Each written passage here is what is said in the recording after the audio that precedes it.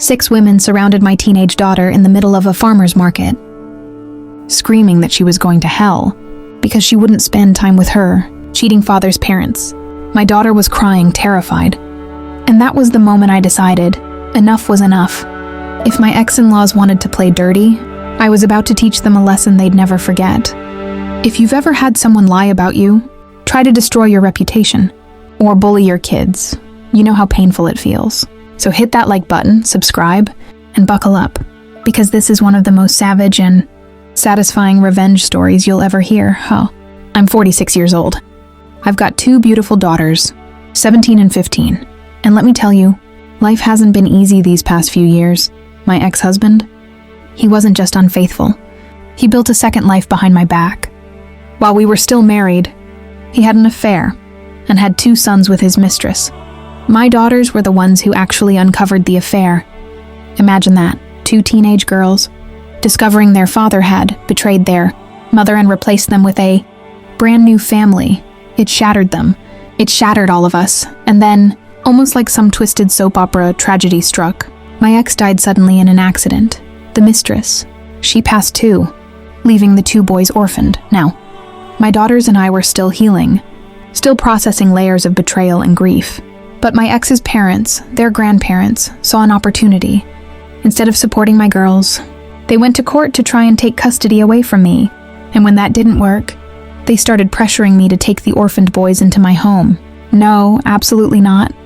My daughters were already in therapy, trying to recover from their father's betrayal. Forcing them to play big sisters to the affair children?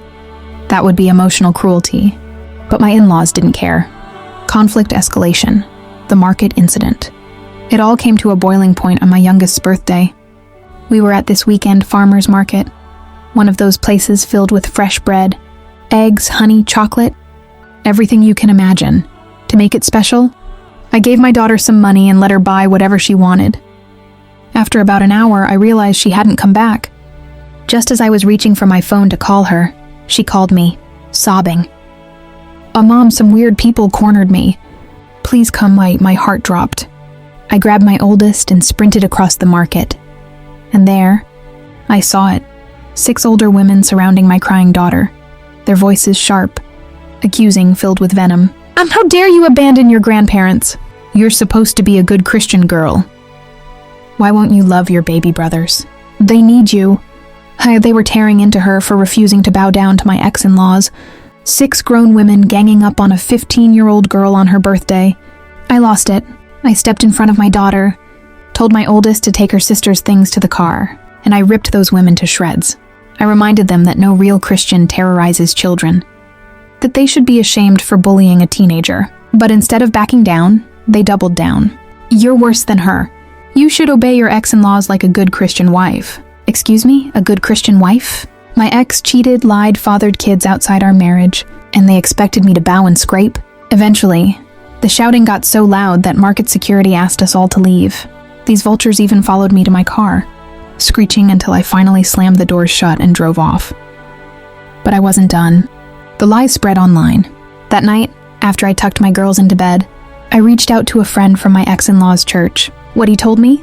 It made my blood boil. My ex-mother-in-law had gone on their church's Facebook page and posted a massive sob story. She painted herself and her husband as poor, abandoned grandparents. She claimed my daughters and I had left them, homeless and penniless, that we were cruel for not embracing the affair children. And here's the kicker. She told everyone, the mistress wasn't actually a mistress, no. According to her, the other woman was our surrogate. And the boys? She claimed I rejected them just because they were boys. The comments were filled with sympathy for her, outrage toward me, and hate toward my daughters. They were the victims all over again. But here's the thing. This church is strict. They don't tolerate cheating. Adultery is considered one of the biggest sins in their doctrine. And I was still holding on to every piece of evidence from my unfinished divorce. At that moment, I knew exactly what I was going to do. Gathering the ammo. The next morning, I marched to a print shop with a folder full of receipts. Photos of my ex kissing his mistress in our living room. Screenshots of their texts. Messages from his parents admitting they knew about the affair and supported him anyway. Emails where my in-laws called my daughters bastards, and even blamed them for their father's death because They told me about the cheating. Yes, they told grieving teenage girls it was their fault their dad was dead. I paid extra to have everything printed on high-quality paper, clear, crisp, impossible to deny. Then I went home and spent hours making binders. But not just any binders, oh no. These looked exactly like the little prayer song, packets the church handed out for hymns. And the very first page, a full-color photo of my ex and his mistress making out, under the title, Stives on Me a Love Story. It was my magnum opus, the revenge execution. The church drop. Sunday morning, I slipped into the church before service and placed my binders neatly on the back desk, right where they keep the hymn books. Then I left. It didn't take long. The gossip mill lit up like wildfire. By the time I checked Facebook, the sob story had completely flipped. My ex and his mistress were being called every name under the sun. So bad that even the pastor had to step in to calm people down. But the part that made my soul sing? The anger turned on my ex-in-laws. People were horrified at how they had treated my daughters. Some even wrote apology letters to my girls. As for my ex-in-laws, they were publicly shamed, humiliated.